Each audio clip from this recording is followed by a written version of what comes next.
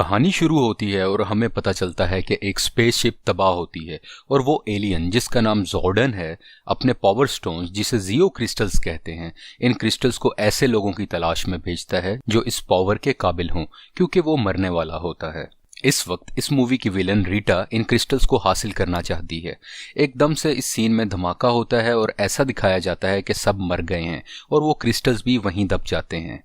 अब स्टोरी बहुत साल आगे बढ़ जाती है जहां एक लड़का अपने दूसरे क्लास फेलो को तंग कर रहा होता है और वहां मेन कैरेक्टर जेसन आ जाता है और उसे बचाता है। जिस स्टूडेंट को तंग किया जा रहा होता है उसका नाम बिली होता है।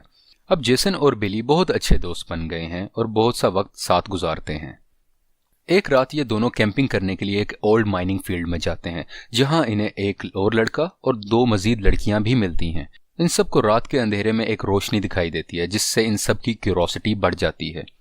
ये जब इनको देखते हैं कि यहाँ वही जियो क्रिस्टल्स होते हैं जो स्टोरी के शुरू में जॉर्डन एलियन के पास थे, लेकिन इनको कुछ मालूम नहीं है अभी तक कि ये क्या चीज़ है। ये अभी देख ही रहे होते हैं कि माइनिंग फील्ड की सिक्योरिटी आ जाती है और ये सब क्रिस्टल्स लेकर अपने घरों को भागकर बच जाते हैं। दूसरी तरफ हम देखते हैं कि कुछ फिशरमैन मछलियां पकड़ रहे होते हैं। मछलियों के साथ हमें एक औरत की बॉडी भी नजर आती है और ये रीटा की बॉडी होती है जो स्टोरी की शुरू में जॉर्डन से क्रिस्टल्स हासिल करना चाह रही होती है। अगले सीन में हम देखते हैं कि अगले दिन जब ये सब सुबह सोकर उठते हैं तो इन सब के अंदर पावर आ जाती हैं जो इनकी स्ट्रेंथ और स्पीड बढ़ा देती हैं। उसके अलावा ये सब लंबी लंबी छलांगे भी लगा सकते हैं। ये सब लड़के और लड़कियां ये देखकर परेशान हो जाते हैं और फैसला करते हैं कि दोबारा उस जगह पर जाया जाए। इस सीन में फिशरमैन जब पुलिस को कंप्लेन करते हैं कि उनको किसी की डेड बॉडी मिली है तो पुलिसमैन जब देखता है तो रीटा की बॉडी एकदम से जिंदा हो जाती है और पुलिसमैन को मारकर शहर की तरफ रवाना हो जाती है। अब ये तीनों लड़के और दोनों लड़कियां अपनी पावर्स को चेक करते हैं और थोड़ी सी बेसिक ट्रेनिंग करते नजर आते हैं। ये सब इसके बाद पानी के नीचे छुपी हुई एक स्पेसशिप में दाखिल होते हैं जिसे देखकर सब हैरान रहते हैं और इन्हें अंदाजा होता है कि जो क्रिस्टल हमें मिले थे वो इसी स्पेसशिप का हिस्सा हो सकते हैं।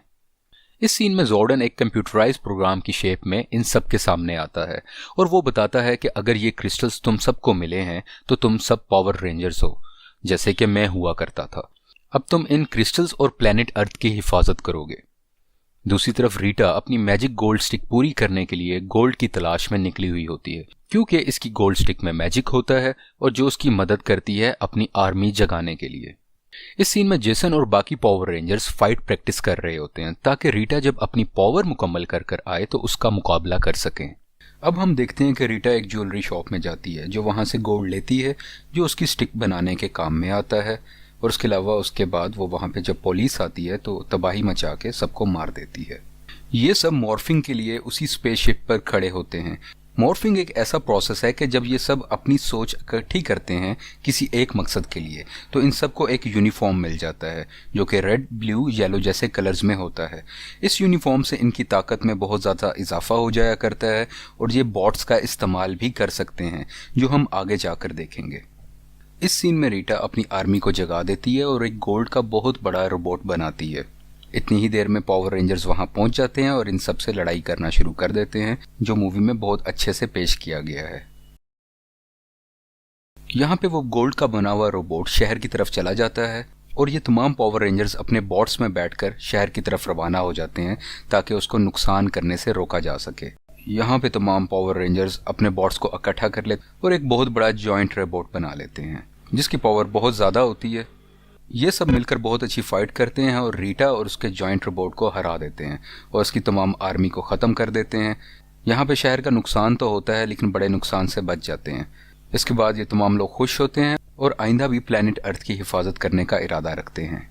आपको ये वीडियो कैसी लगी प्लीज़ लाइक करें, शेयर करें और सब्सक्राइब करें और इसी तरह की मज़ीद वीडियोज़ हम अपलोड करते रहते हैं जो कि आप हमारे चैनल पर देख सकते हैं।